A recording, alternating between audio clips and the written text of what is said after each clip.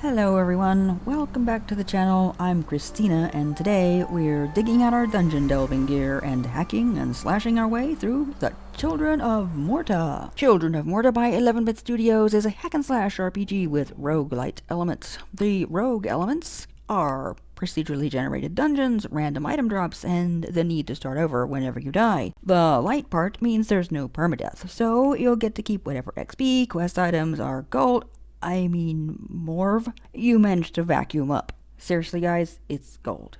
It looks like gold, it sounds like gold. It's gold, but okay.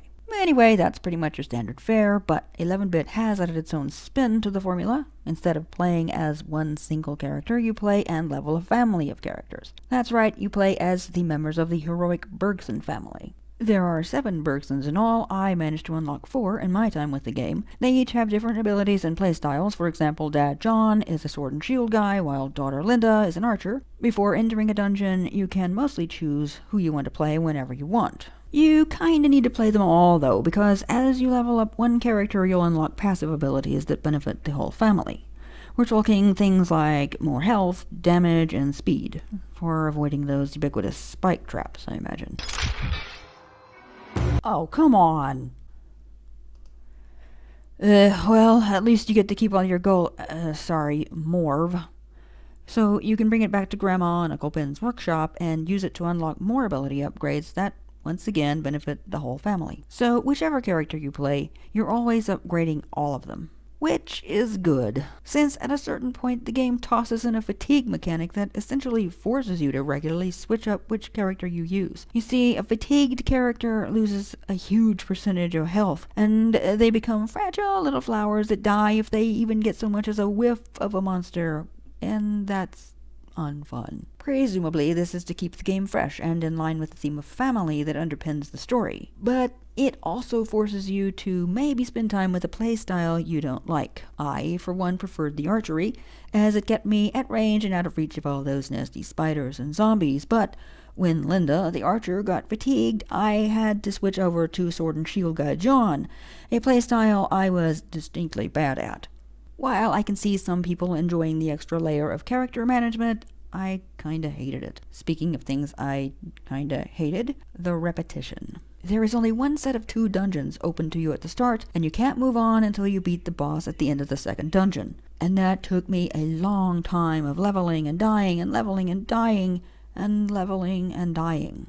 Now, before anyone says anything, I know it's a roguelite and repetition is sort of its whole deal, but after going through the same 2 dungeons so many times I lost count, I started to wonder if I cared enough to carry on trying. Yes, there are random item drops, the dungeons are procedurally generated, and you have a chance of finding random side quests or running into one of 3 puzzles, including a weird Pong game.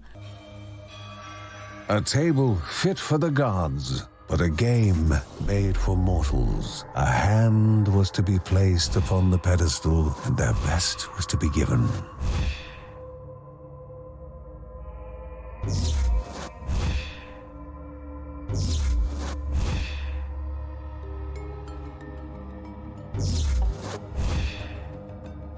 But honestly, you get to see pretty much everything you're going to see pretty early on, and then it just gets boring. I think I would have liked a choice between 2 or 3 starting dungeon sets. So if you got tired of caves, you could go to a forest, or I don't know, a corrupted village or something. Or maybe I should just get better at hack and slash games.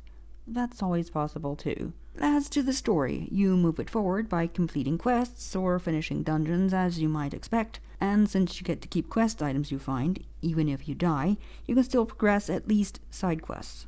The story itself is told to you through narration. It's your standard darkness and corruption sweeping the idyllic land, and you must figure out how to stop it story, but you'll be doing it as a family effort. Grandma senses the evil and tells you what you need to do next. Uncle Ben upgrades your abilities. Mom Mary hangs out and worries. Most of the others go into caves and kill things. If you're tired of nihilistic anti-heroes tossing around F-bombs like confetti, this will be a pleasant surprise for you. It's wholesome and gentle, except for that bit about sending the kids into monster-filled caves, but there's a spirit tether or something so they won't die, so I guess it's all good.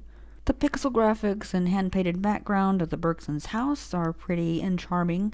The hack-and-slash combat has some depth, with each character having a good mix of abilities to unlock, as well as the random power-ups and items you find in the dungeons. On top of that, you can upgrade your characters and their abilities further by spending ever-increasing amounts of Morv at either Grandma's or Uncle Ben's workshops. You can play it alone, but if you want to play with friends or your own family, there is couch co-op and a newly added online co-op. Overall, I'd say if you enjoy roguelites and hack and slashes, you'll probably like this one. And in case you need even more Children of Morta, there is some DLC available, including one that turns the Bergsons' farm into an animal rescue. All the proceeds from this one goes to the Humane Society International. So that's really cool. The game is available on Steam and Game Pass. But what do you think? Have you played it? Let us know your thoughts in the comments and give us a like and subscribe for more videos like this one. As always, thanks for watching and we'll see you next time.